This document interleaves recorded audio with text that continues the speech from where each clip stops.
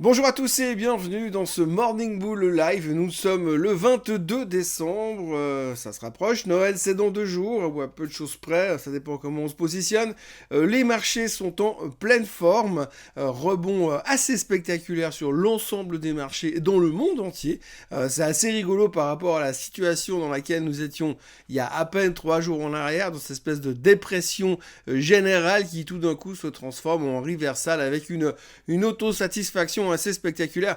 Il y a un moment donné où quand moi je commence à rentrer complètement dans un mode en disant de toute façon cette fois on va rechercher les plus bas, et bien c'est à ce moment-là que le reversal se fait. Si on regarde le chart du S&P 500, ben on voit que finalement le rebond, le reversal qui s'est dessiné hier n'a absolument aucune base fondamentale et aucune réalité technique en tous les cas.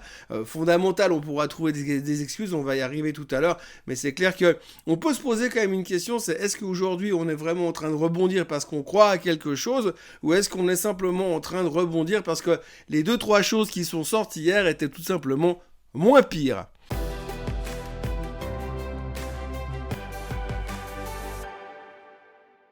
Oui, parce que lorsque l'on regarde le graphique de ces derniers jours, on pouvait effectivement envisager un retour sur les bas de ces derniers mois aux États-Unis sans aucun problème. Et puis tout d'un coup, là, au milieu de tout ça, on est reparti à la hausse. Alors, la question qu'effectivement on se pose aujourd'hui, est-ce que l'embellie est momentanée ou est-ce que l'embellie va durer quelques jours? Les experts nous disent déjà que si le S&P 500 parvenait à terminer la semaine au-dessus des 3850, voire des 3009 avant le vendredi soir, avant ce vendredi soir, eh bien c'était de bon augure pour le reste de l'année qui correspond à 4 jours, je tiens à le préciser.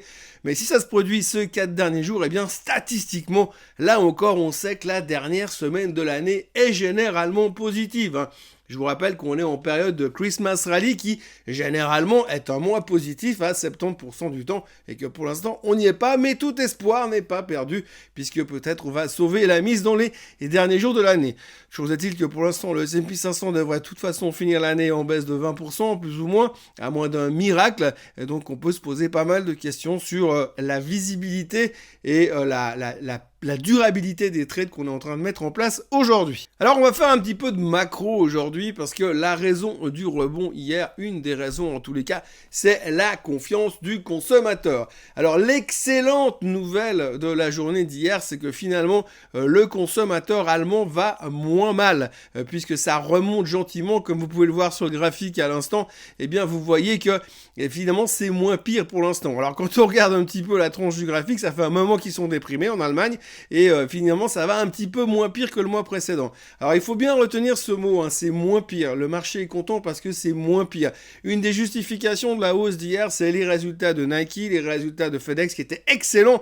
Ils étaient excellents, oui, mais ils étaient nettement moins pire que les attentes catastrophiques des analystes. Donc on l'a expliqué hier, quand un analyste il vient faire il a très très peur, il vient baisser les attentes pour pas être trop déçu. À force de baisser les attentes, eh bien finalement vous laissez une marge de manœuvre assez spectaculaire pour battre les attentes. Mais finalement quand vous battez les attentes en remontant du fond des gorges de l'enfer, eh bien c'est jamais très très bon non plus. Mais peu importe, c'est une question d'interprétation. Aujourd'hui, hier, on a fait moins pire. On a fait moins pire sur la confiance du consommateur en Allemagne.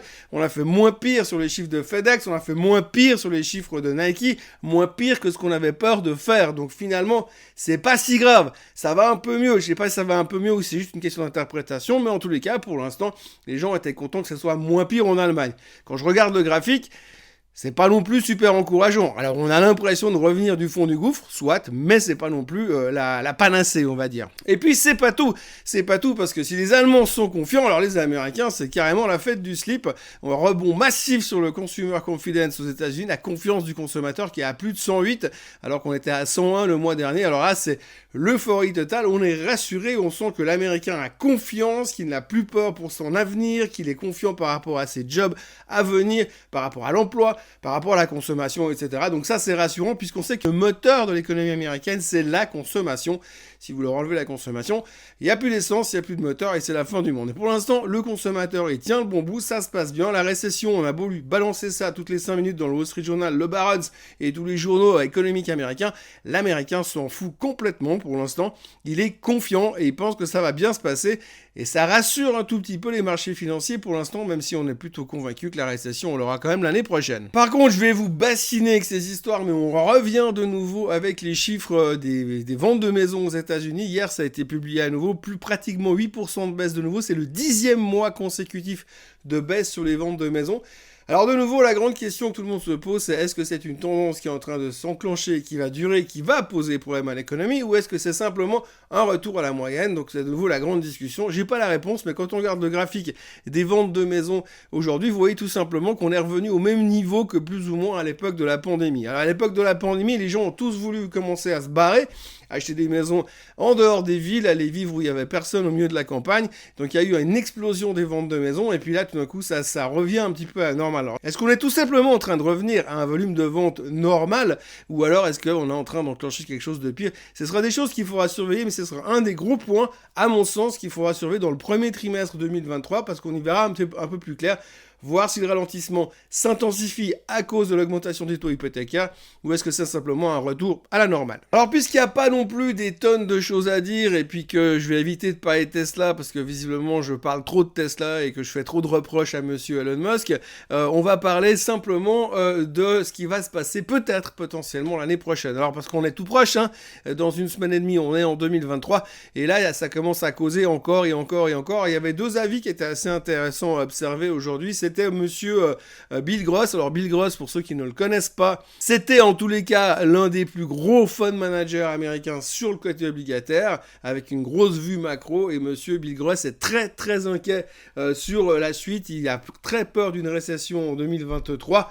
Et puis surtout si les taux d'intérêt continuent à monter comme la Fed le fait. Et de l'autre côté, vous avez monsieur Elerian, qui était un ancien d'ailleurs collègue de monsieur Bill Gross, qui lui pense que la Fed a fait tout faux, qu'elle a beaucoup trop monté les taux, et que maintenant elle a plus d'autre choix que de détruire l'économie. Et il a utilisé le mot détruire l'économie pour pouvoir essayer de stabiliser toute cette situation, pour pouvoir reconstruire sur des ruines. Donc pour l'instant, c'est pas non plus super rassurant. Mais la bonne nouvelle dans tout ça, c'est qu'on nous a quand même ressorti une statistique qu'on avait un petit peu oubliée, hein. C'est un peu la statistique des légumes oubliés. Vous savez, les cuisiniers sont très forts en ce moment pour recuisiner des légumes qu'on ne cuisinait plus. Et ben là, on nous ressort des statistiques qu'on n'utilise pas régulièrement.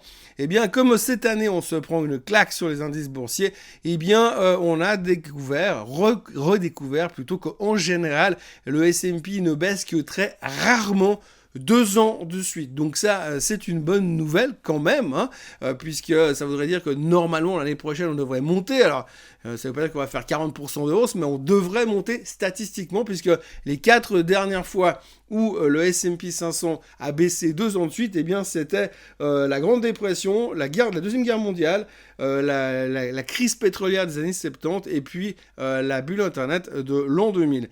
Donc, lors de ces 4 fois, on a eu 2 années de baisse de suite, mais ça n'est jamais arrivé autrement, donc c'est plutôt encourageant, à moins que les plus pessimistes d'entre nous estiment qu'on est dans la même situation que la crise pétrolière des années 70. Alors le seul problème dans tout ça, c'est qu'aujourd'hui, si vous voulez, il y a quand même une majorité de banques d'affaires qui pensent qu'on va baisser l'année prochaine. Alors heureusement, une majorité oui, mais si on fait la moyenne totale, le target moyen pour l'année prochaine est légèrement au-dessus des 4050 points sur le S&P 500. Donc une année de hausse qui corroborait la statistique dont je viens d'aborder la chose. L'autre problème, c'est que statistiquement, en 2022, ils n'ont jamais été aussi faux que depuis 2008, les stratégistes et les analystes et ceux qui font des prévisions boursières.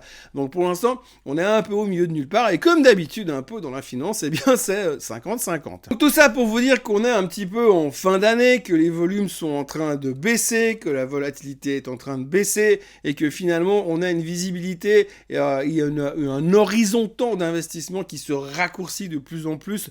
Pas que les gens investissent tous pour la fin de l'année, mais simplement dans ce genre d'environnement, tout peut arriver à tout instant. On l'a déjà vu moult et moult fois dans les marchés que les fins d'année soient extrêmement volatiles tout d'un coup parce qu'il y a un short covering massif ou il y a une peur panique XY.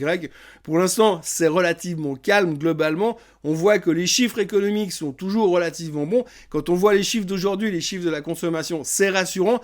Le seul problème, c'est que si c'est rassurant et que les gens sont quand même super confiants, ça veut dire que la Fed, elle va continuer à monter les taux, et donc ça va poser un autre problème.